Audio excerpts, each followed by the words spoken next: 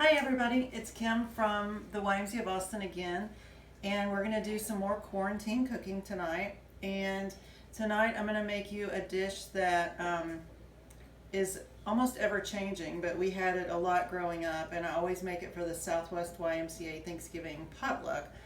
And we call it at my house Tater Tot Surprise because it's always a little bit of a surprise what goes in it.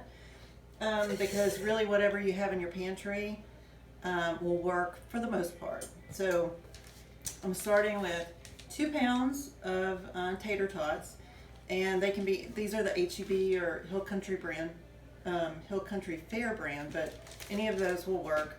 And so here they are. I've thawed them out a little bit so that I can squish them up. So they're going to go in my mixing bowl. Again, that's 2 pounds of those. And then we're going to add 2 cans of cream soups. I've got cream of celery and cream of mushroom, but you could literally use any cream soup. Sometimes I like to use cream of poblano pepper, but I didn't have that in my pantry. And this is quarantine cooking, and I'm trying not to go to the grocery store, so put these guys in there. I cleaned out my pantry. It's really interesting, the stuff that I found in there, so that's the quarantine cooking.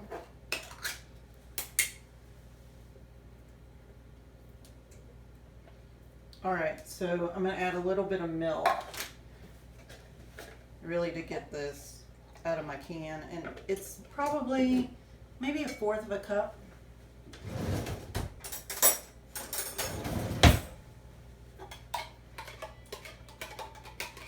It's really just enough to get the bottom part of the soup out of there. Alright. So far we've got potato puffs, we've got a little bit of milk, we've got 2 cans of cream soups. I'm going to stir it up and see what we're looking like here, because really what you're looking for is a consistency. You want it to be fairly firm, but with a little bit of fluidity to it. That's looking pretty good. So you can see what we're looking like in there. I'm going to put a little bit of pepper. You really don't need salt because there's so much sodium in the canned soups. You can put it in there if you want to, but I think it's better just to wait till it's done and then you can salt it if you want. Okay, this is where the surprise part comes in. If you had sour cream, you could put some sour cream in there. I don't have that in my refrigerator right now, but I have ranch dressing. And so I'm going to put, let's see, that much, however much that is.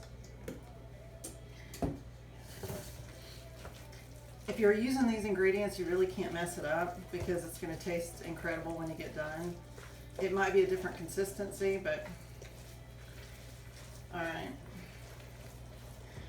So now we're down to looking like that in there. I don't always put cheese in it. I'm feeling kind of cheesy tonight, so I'm going to put some cheese in it. And I'm going to put about that much of a handful in there. You can put more if you want to, but folks get mad at me because they ask, how did you make that? And I'm like, I sound like my mom because I'm like, I don't know. I just put like a handful of that and a little bit of that. All right. So I'm thinking that looks pretty good. I'm going to put just a tiny bit more milk in it. I'm going to pour it in my soup can just to,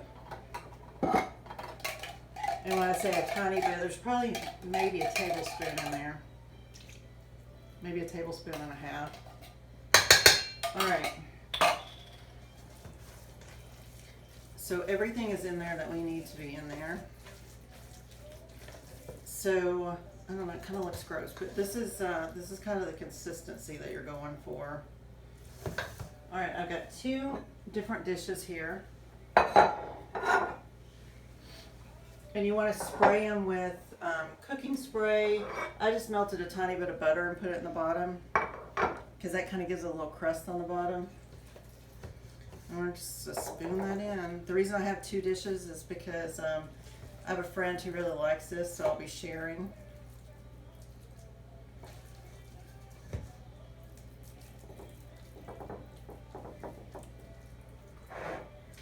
when you get done with it too, you can put a little bit of butter on top if you want, but that's not necessary either, but you can.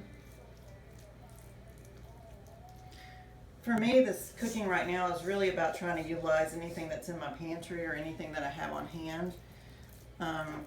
Because going to the grocery store for me is really stressful. I don't know about you guys, but my mask feels like I'm going to suffocate.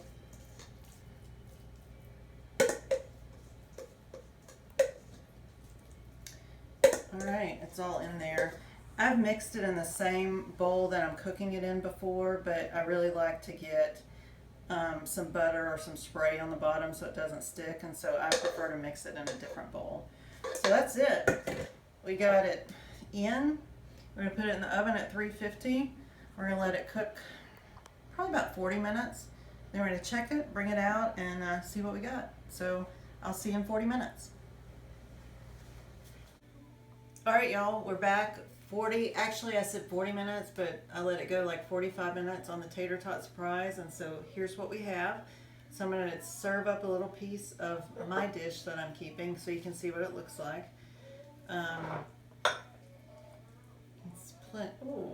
That's plenty hot.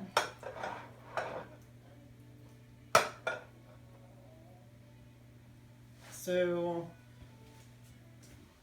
here's what we got. I'm not going to bite this just yet because it looks too hot. So now it would be the time when you take it out of the oven. If you wanted to add some extra cheese, you could. If you wanted to add some extra seasoning, you could. But I guarantee you this will be good on its own. I'll give it a go. I'll be the tester just in case. Taking one for the team.